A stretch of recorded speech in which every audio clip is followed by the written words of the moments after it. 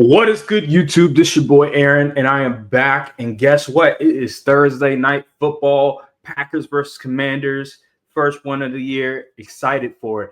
Here's the thing. So, given our predictions for the game, a couple of things.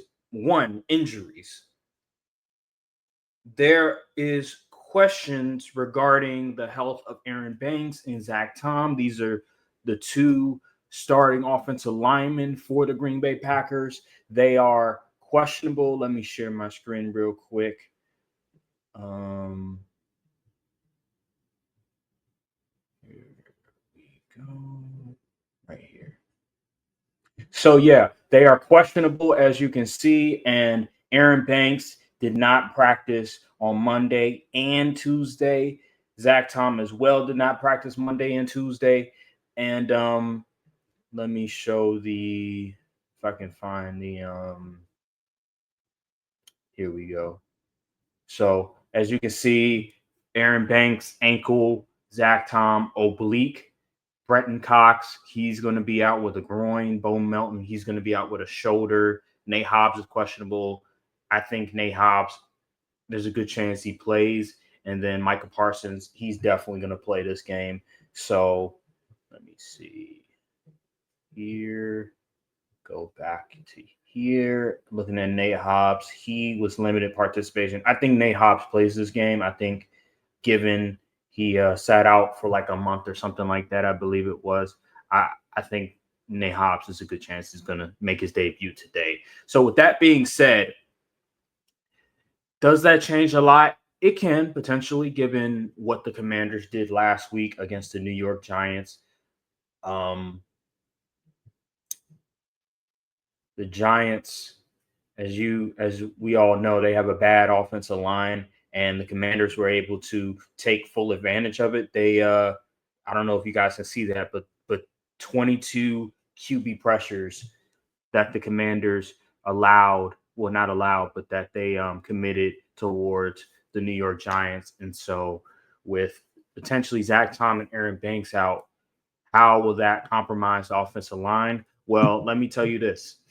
This is why the Packers went out and drafted an offensive lineman in the second round. And then also remember in 2023 when they drafted Jordan Morgan in the first round. So I'm curious what Matt LaFleur will do. Are they going to have Jordan Morgan start at I think it was the left guard, if I'm not mistaken, and then have Anthony Belton start at right tackle?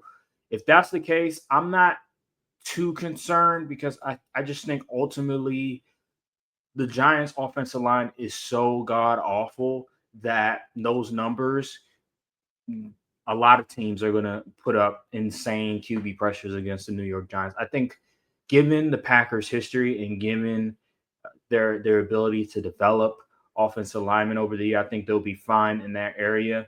Here's another thing I will say in regards to this game, and it is, how is the Packers defense going to scheme against Jayden Daniels? Jayden Daniels, one of the best dual threat QBs in the NFL. He's great when throwing the football and great with running the football.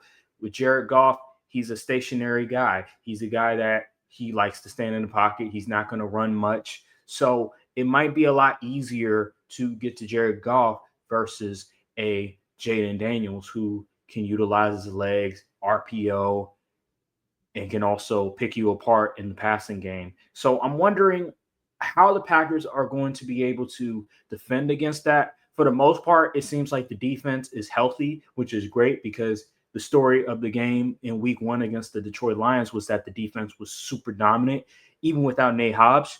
So with all that being said, I believe the Packers win this game. I know a Packers fan, of course, he's going to pick the Packers.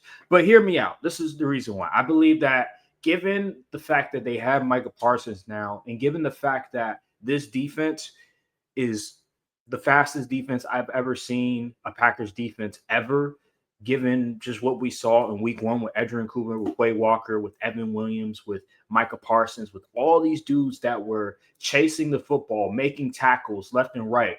Every time the Detroit Lions seemed like they were trying to run the ball left, right, when they were trying to pass the ball on a check down, and guys were just right there making the tackle every single time. And it was insane just how many different dudes were at the ball just as fast as possible. And that just lets me know that a guy like Jayden Daniels, one of the things that you need to have in order to really stop Jayden Daniels from doing what he does, what he loves to do, you got to have a defense that can play sideline to sideline. You got to have a defense that has guys that can run sideline to sideline with Jayden Daniels to prevent him from getting to those lanes so he can burst out and run for 20 plus yards. I believe this team has the personnel to prevent Jayden Daniels from getting those big runs consistently over time. And because of that, I have the Packers winning this game. Offensively, it will be interesting to see how the offensive line holds up, but I'm confident that this team, that the coaching staff will have Jordan Morgan potentially if he starts a left guard, and Anthony Belton, who's a rookie, who was a little shaky. He was a little up and down in training camp and in preseason, but I believe, given the circumstances and the coaching, I believe they'll be fine ultimately. And Jordan Love, he's a really good quarterback. So overall, I have the Packers win this game. I just think they're the better team in this scenario, even though they are dealing with major injuries to the offensive line. I know that, given again, the Commanders posted 22 QB pressures. Dan Quinn is a good defensive mind. But ultimately, I trust Matt LaFleur. I trust Josh Jacobs. I trust these Packers' weapons and their ability to figure it out, even with injuries. And that's what I have right now.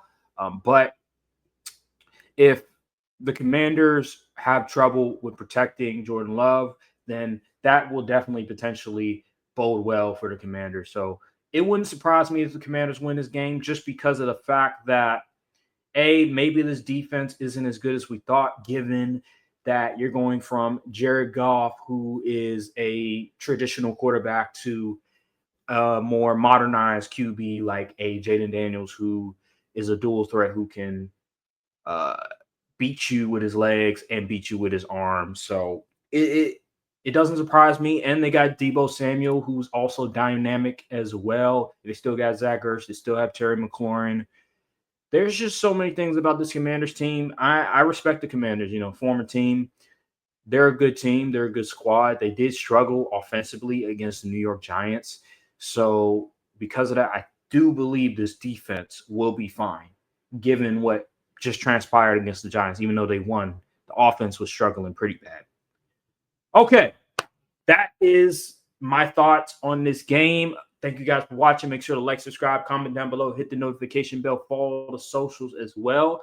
And I'll see you guys on the next episode of Courtside Podcast. Thank you guys for watching, and peace.